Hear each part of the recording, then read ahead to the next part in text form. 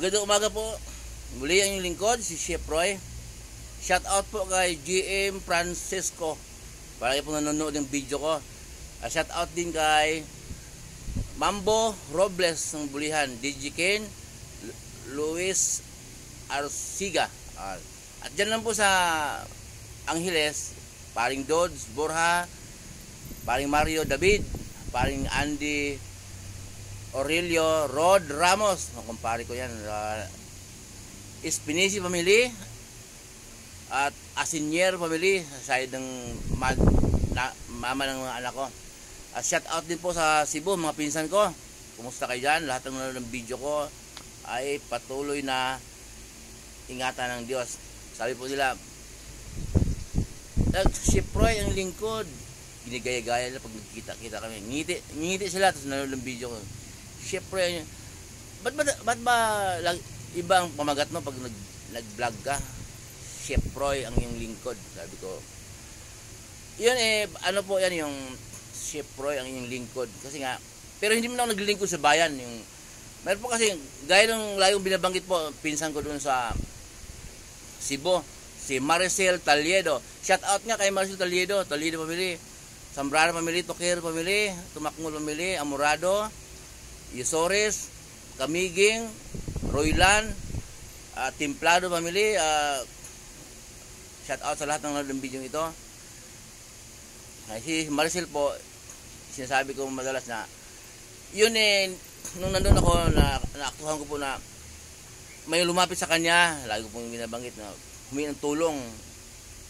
Dinahilan niya ako na lalo pa siya ng barangay. Ito, dumating yung pinsan ko, 3 days akong hindi papasok sa barangay. Hindi man dinahilan, talagang bago ako dumating, hindi man surprise, hindi pwede surprise kasi ang inyong lingkod hindi, pag dumating ako sa bakasyon ako sa Cebu, hindi pwede surprise kasi ang inyong lingkod kasi may kaartihan po nasanay ako na pagdating ko nakahanda na yung pagkain, pagising ko sa umaga may nagtimpla ng kape. Kung i-surprise ko sila, wala sila doon pagdating ko, may lakad o kaya pumasok sa work. Kaya po talagang nakahanda sila dahil hindi surprise. Inabiso ko na. Nagpaalam sila sa kanilang mga work. Kahit sino pupuntahan ko, hindi nag-work. Nagpaalam pati sa Bohol. Nagpaalam din. Shout out kay Kokoy sa Bohol at si Tiborcio. Ay hindi sila nag-work. Pati asawa ni Kokoy, chef siya, family chef. Bahay ng isang mayaman. Pero habang nandun ako, hindi siya papasok. Nagpaalam siya sa work. Ganon din sa Tabuilan, si Ate Bibi, si Ate Bibi, saka si Rigel, lahat, si Alvin, si Romeo Jr., si Saddam, hindi sila nag-work kasi nandun ako. Parang holiday, talagang iba talaga si Chef Roy. Babagitin ko po bakit sinabi ko na ang inyong lingkod, si Chef Roy.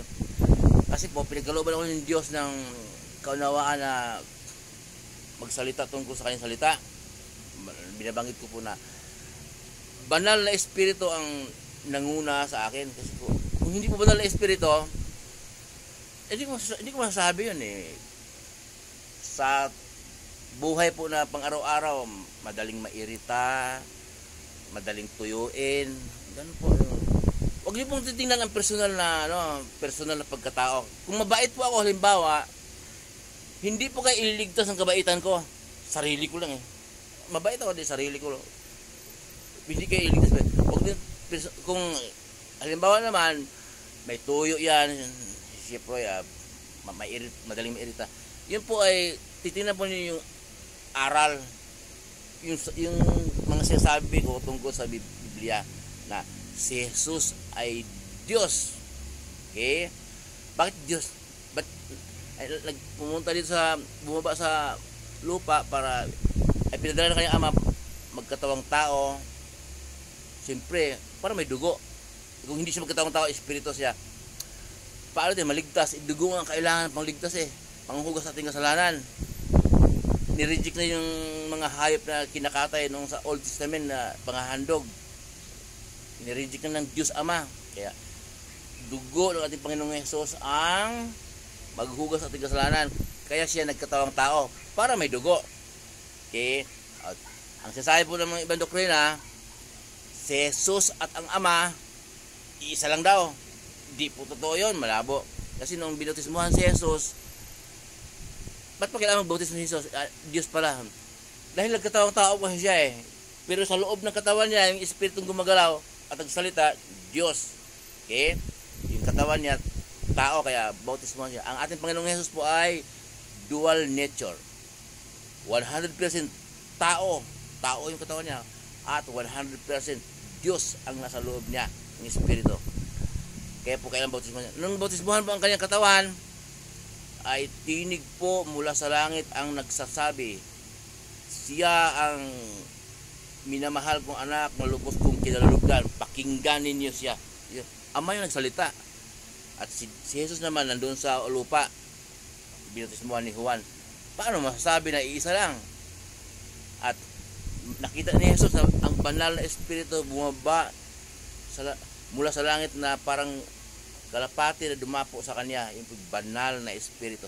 Magkaiba po yung Diyos Ama, Diyos banal na espiritu at Diyos Anak. Yung banal na espiritu, ang kanya pong tungkulin ay manguna po sa atin upang maintindihan po natin na si Jesus ang daan at ang katotohanan at walang makarating sa Ama kundi sa pamamagitan niya. At maintindihan po natin na si Jesus ay Diyos.